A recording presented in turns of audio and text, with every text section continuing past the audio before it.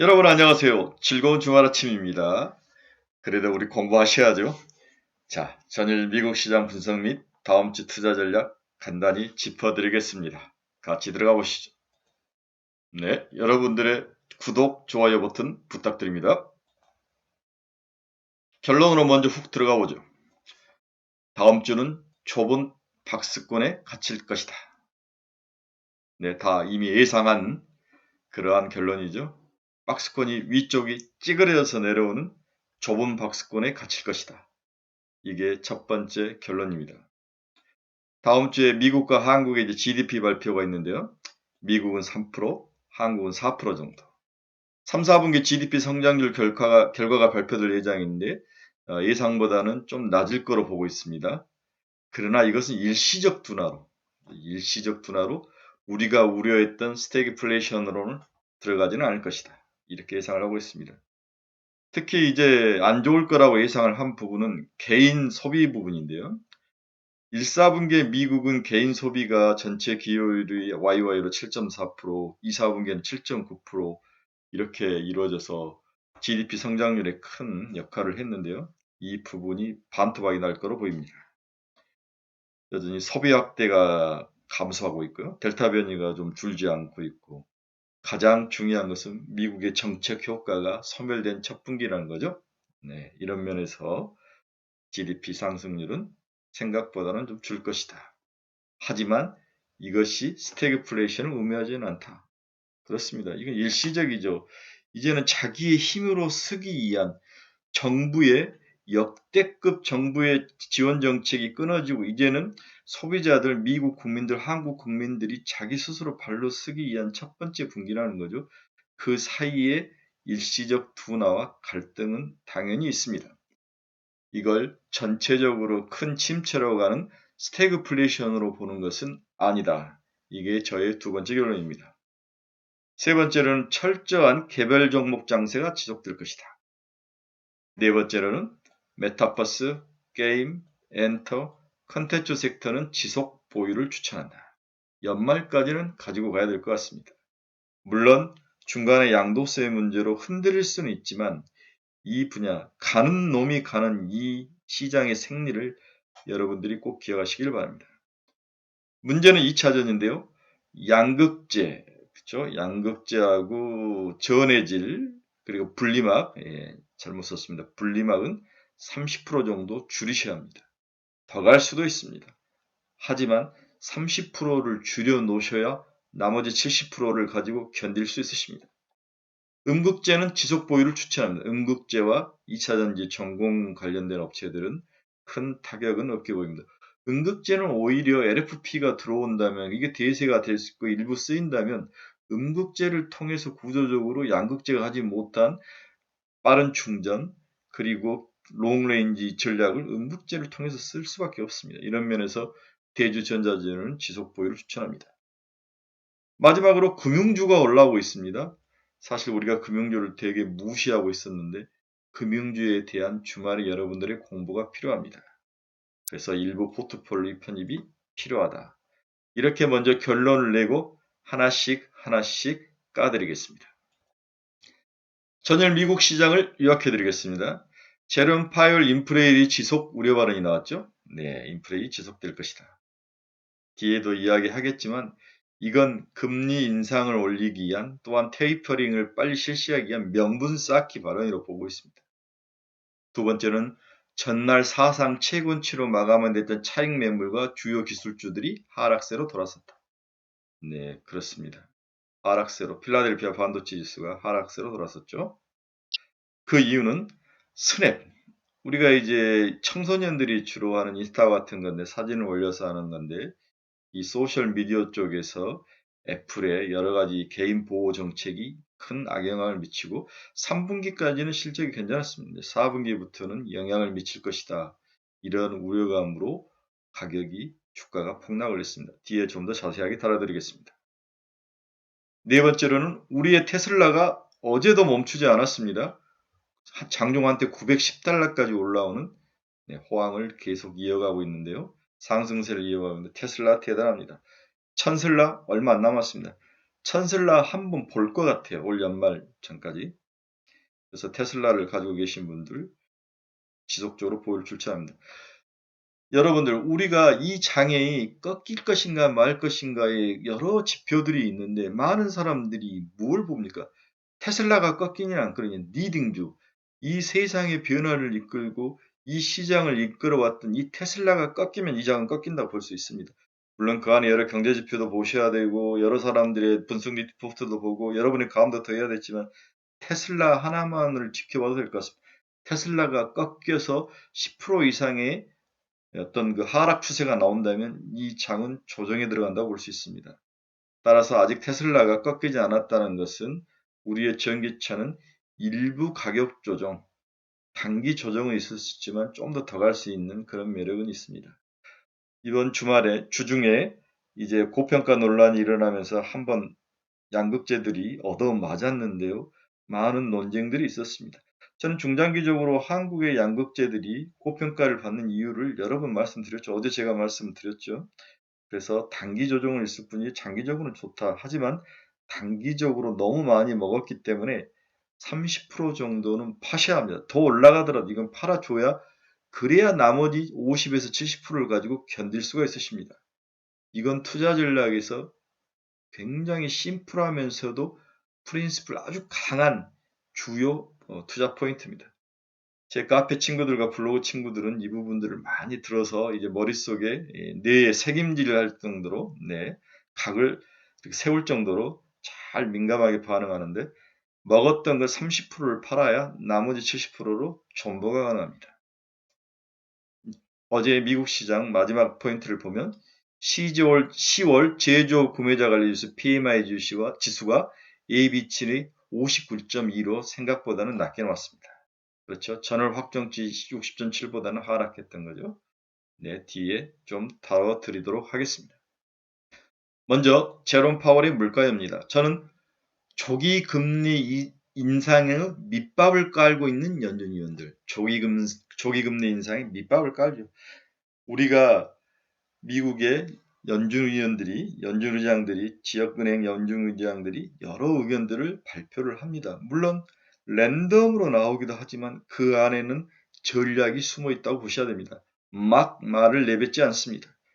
지금 이들의 의견을 모아보면 일단 테이퍼링을 생각보다 빨리 해야 된다는 의견을 모으기 위해서 이제는 파웰까지 나와서 금리가 이상하다. 금리가 아니라 물가가 이상하다. 계속 이야기를 하고 있는 거죠. 밑밥으로 보셔야 됩니다. 그래서 테이퍼링은 생각보다도 빨리 11월부터 시작될 것으로 보고 있습니다. 물가에 대한 연준의 스탠스 변화 여부를 주목할 필요는 있죠.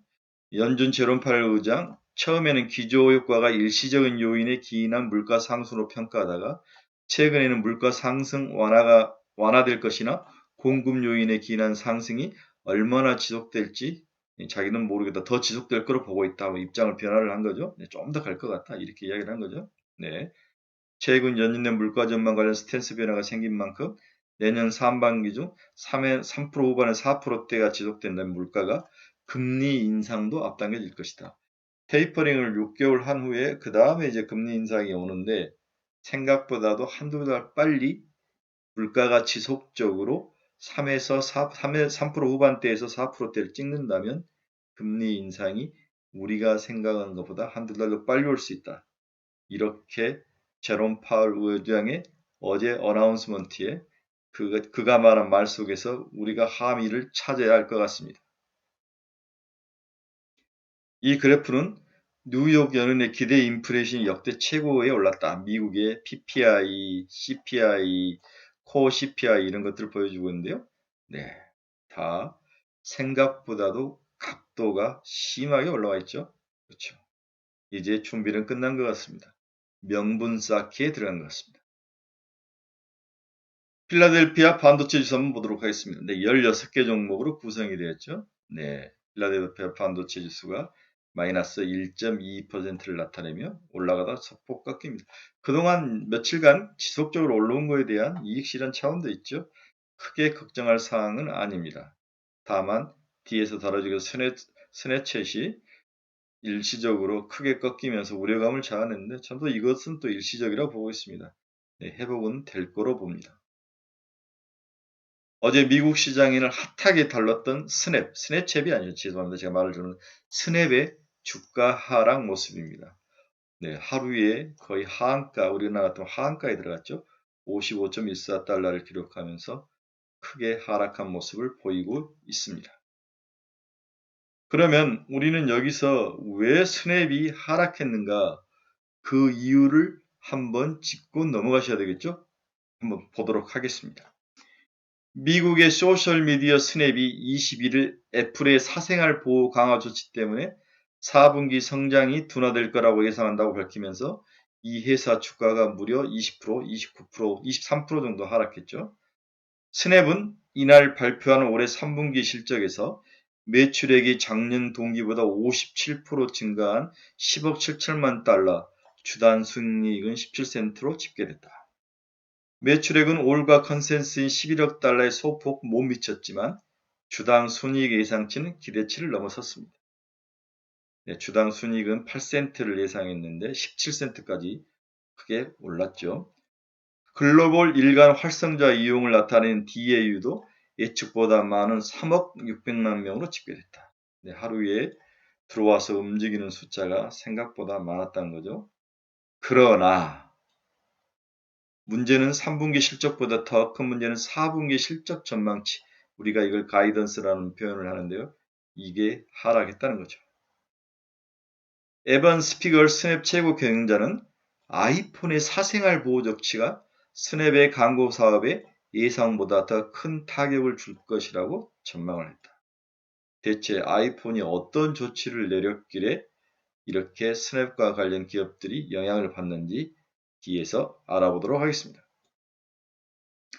스피걸 CEO는 4분기 매출액 가이던스를 11억 7천만 달러에서 12억 1천만 달러로 제시를 했습니다. 이는 올가의 컨센서스인 13억 6천만 달러에 못 미치는 것이라고 월스트리트저널은 지적을 했습니다. 이 발언 뒤에 이날 약 75달러 장을 마친 스냅의 주가는 시간의 거래에서 57달러까지 약 24% 하락을 하면서 장이 마쳤죠.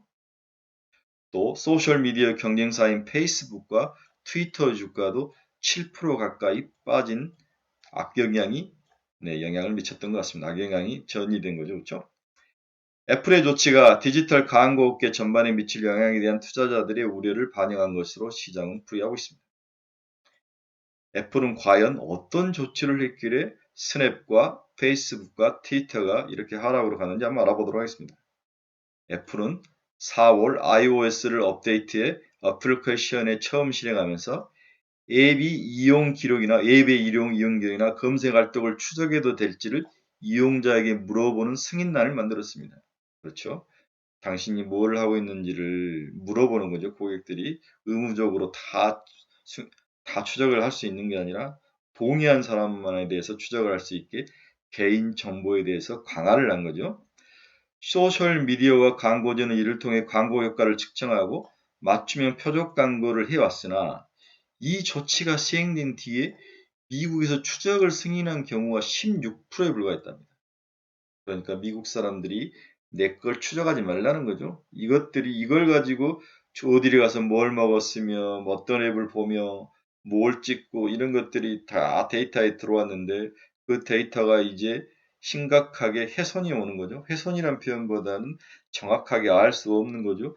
그렇다면 당연히 이들의 데이터를 가지고 광고를 했던 아주 정밀 광고를 했던 기업들이 타격을 받을 것은 분명합니다. 어떻게 해야 정밀 광고를 할 수 있는지에 대해서 고민이 생기기 시작한 거죠. 이러한 영향으로 스냅과 페이스북과 트위터 주가가 하락했다는 게 일반적인 분석입니다. 다음은 테슬라가 주가가 또 사상 최고치를 경신했다는 거죠.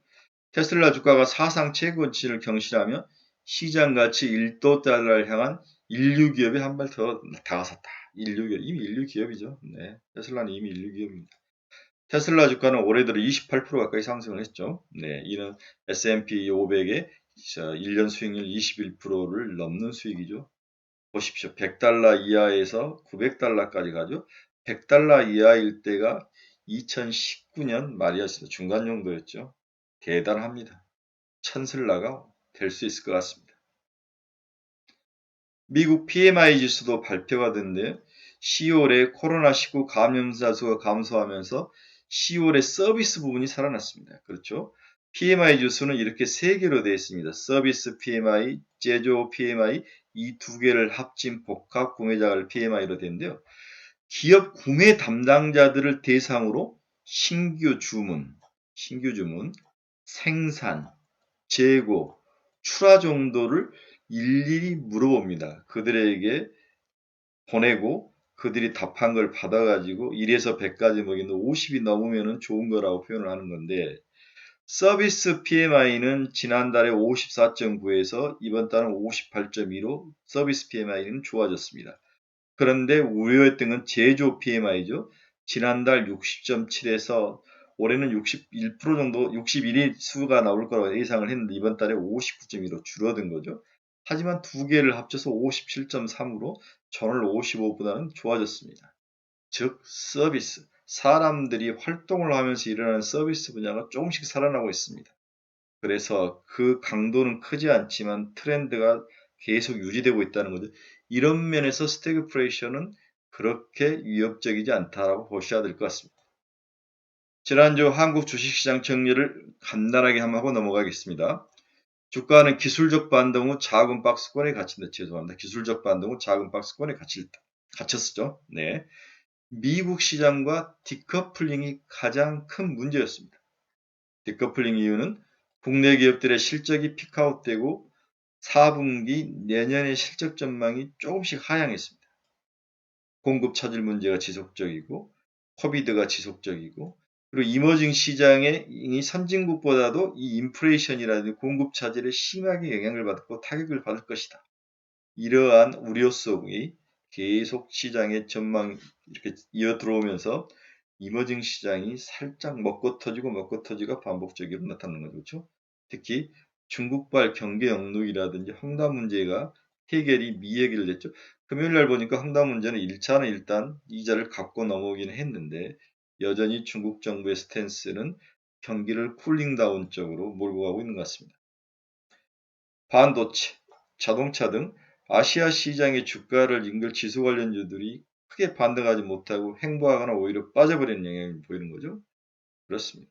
그리고 2차 전지 선두주자들이 살짝 꺾이는 모습도 나왔습니다. 반면 시장은 철저하게 개별주의적이고 차별화된 모습을 보였죠. 메타버스, 게임, NFT, 원전, 그 다음에 금융주가 차별화를 이루면서 올라오죠. 컨텐츠주들도 마찬가지고 이렇게 시장은 일부 섹터를 중심으로 차별화가 되는데 이 섹터에 자기 포트폴리오를 가지고 있지 않는 우리 투자자들이 가슴이 아픈 거죠. 그런데 물려있던 종목에서 과감하게 팔지도 못하는 모습입니다. 저는 지금도 여러분들에게 클리어하게 조언을 해드립니다.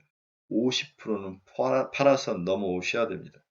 물론 바닥에 있던 그 정도 5G라든지 소비재, 다음에 이런 종목들이 발목을 잡을 수는 있지만 반도체 일부 그렇지만 50% 정도는 과감히 팔아서 지금 뛰어가고 있는 종목을 갈아타셔야 됩니다. 그래서 그들에게 일부 수입을 메이크업 하시고 또 그것을 물려있는 종목에 다시 채우면서 바닥을 탈출하는 그 선순환 구조를 만드셔야 됩니다. 여러분 매도는 프랙티스 연습이 필요합니다. 신중하게 생각하신 후에는 과감하게 행동하셔야 됩니다. 다음 주 시장 전망 간단히 해드리겠습니다. 견고한 작은 박스권이 당연히 예상이죠. 지금은 자생적인 소비 증거가 이루어지기 전 단계의 과도기죠. 따라서 주가는 박스권이 전망됩니다. 앞에서 언급했듯이 미국 경제 성장 둔화가 정책 지원에 힘입은 초고성장 직후에 나타나는 일시적 둔화 성격이 강하다. 그래서 GDP가 다음 주에 발표되는데 혹시 낮게 나오더라도 충격에 빠질 필요는 없습니다. 이제 우리 과외하고 똑같은 거죠. 부모님이 이제 학원을 보내면서 얘를 육성하다가 학원을 끊어버린 거죠. 네 스스로 공부하라. 그 상황인 것 같습니다. 이제 세계 각국들이 자국 소비자들의 스스로 힘으로 경제를 발전시켜야 됩니다. 정부가 해줄 수 있는 것은 없습니다. 향후에도 견고한 성장 추이가 유지될 것으로 전망된다는 점에서 경기 침체를 수비하는 스태그플레이션 우려는 과도하다고 판단된다. 물가 상승률 역시 4, 4분기를 직전하면서 점차 둔화될 것으로 예상됩니다. 따라서 다음 주에 예상된 미국발 경제 성장률의 큰 폭 둔화와 물가 상승률 고점 경신이라는 경제 지표 조합에 대해 과민하게 반응할 필요는 없다. 그렇죠? 그리고 차별적 개별 종목 장세는 지속될 것이다. 여기에 올라타지 않으면 연말 내내 소외감을 받습니다. 굉장히 고통스럽죠. 마지막으로 무엇을 사야 하느냐? 메타버스, NFT, 게임, 컨텐츠는 지속 보유를 추천합니다. 물론 일시적으로 단기 주가 조정은 있을 수 있습니다. 하지만 제 생각에는 일시적이라고 봅니다. 자이언트 스텝은 15만원까지, 알체라와 바이브 컴퍼니는 전고점까지 올라갈 거로 보고 있습니다. 컴투스, 게임빌, 서울옥션, 이메이 등은 추가 상승할 거로 전망됩니다. 그리고 제가 강하게 보고 있는 관심 종목에 뒀던 하이브는 50만원까지 존버를 추천합니다. 2차 전지는 양극재 전해질 동박업체는 30% 정도 수준 정도는 줄이고 가야 됩니다. 나머지 음극재라든지 공정업체는 지속 보유를 추천합니다. 그렇죠?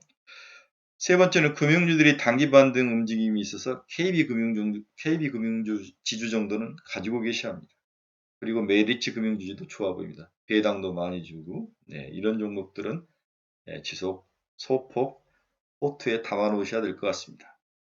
다음에는 11월 초부터 위코로나 이제 발표가 됐죠. 위코로나로 하겠다는 건데 여기에 대한 준비도 반드시 필요합니다.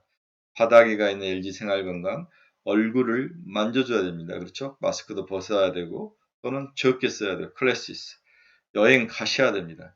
이제는 하와이도 갈 수 있죠. 하나투어 8만원대 초반에 있습니다. 이제는 살만합니다. 그리고 가장 많은 게 회식이라든지 술 마시는 거죠. 네, 한국 사람도 술 좋아하는데 술 안 마시는데 화이트 맥주도 바닥을 치고 올라오는 모습을 보입니다. 백화점주에 대해서는 서로 의견이 맞걸렸는데 지금 코로나 시대에도 소비할 사람들은 소비했다. 명품관에 가서 많이 샀다. 이런 거죠. 그렇죠? 이미 다 소비는 하고 있습니다. 하지만 제가 보기에는 열어놓으면 이 코로나가 되면 좀 더 소비는 발전할 거다. 근데 그 소비가 저가 소비는 아닌 것 같습니다. 고가 소비가 일어날 것 같습니다. 그런 면에서 현대백화점 정도는 필요하다. 다음에 날이 춥습니다. 옷 장만해야죠. 의류주는 꼭 보셔야 됩니다. 또 제가 금요일날 추천한 HMM 3만원이 깼을 때 HMM은 단기적 반등 구간이 올 것이다. 약 4만원 초반, 4만원 바로 밑까지 오는데 지금 정도면 사서 버티면 최소한 35,000원, 4만원대는 갈 것 같습니다. 그렇죠? 안전하게 연말까지 20%는 먹을 수 있습니다. 단기 노이즈가 발생했죠. 12개 관련된 기업에 대해서 공정위가 뭐 불공정 거래했다고 때리고, 그렇죠? 그 다음에 전환사채를 상환하는데 돈이 많이 벌리는데 8천억을 12개로 나눠봤자 800억도 안 됩니다. 그리고 공정위와 싸움에서 좀 깎음을 받겠죠. 5, 600억 정도인데 이걸로 가지고 이 회사가 지금 2조가 넘게 돈을 버는데 큰 무리는 아닌 것 같습니다. 노이즈를 견디셔야 됩니다. 자, 이렇게 이번 주와 다음 주 시장을 제 생각대로 간단히 정리를 했습니다. 또 주말에 여러 가지 것들을 공부해서 월요일 아침에 자료를 서너 개를 더 올려드리겠습니다. 여러분들의 눈물 나도록 멋진 주말을 응원합니다. 감사합니다.